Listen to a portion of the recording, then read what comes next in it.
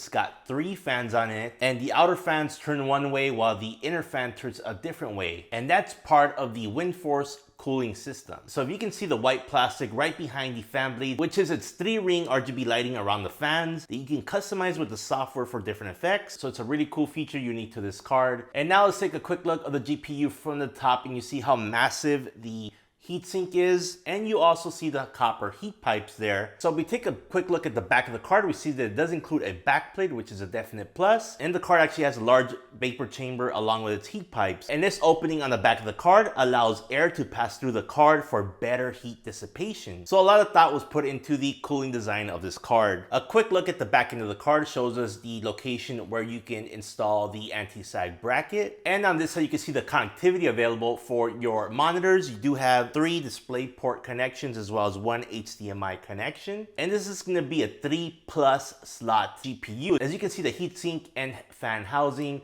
goes past that 3rd slot. So you will need to ensure that you have enough space available in your computer case. And here's a quick look at the bottom of the card where you can see the full heatsink and heat pipes inside of the GPU. Now, in addition to the 3-ring RGB on the fans, you do have some RGB here on the top, and it just lights up and says Gigabyte. And again, you can control this with software. Now, before you install the card, make sure to take out the shrink wrap on the front portion of this card, as well as a clear film on these logos. And there's also a clear plastic film to be removed on the back plate. So now that we've taken a closer look at the Gigabyte Gaming OC RTX 4080 card, let's talk a little bit about the specs. For the video memory, it does have 16 gigabytes of GDDR6X. For the memory interface, it is 256-bit. The core clock on this card is 2535 megahertz compared to the reference of 2505 megahertz. This card has 9728 CUDA cores. And also another feature of this graphics card is that it does have a dual BIOS. You can have a BIOS for silent mode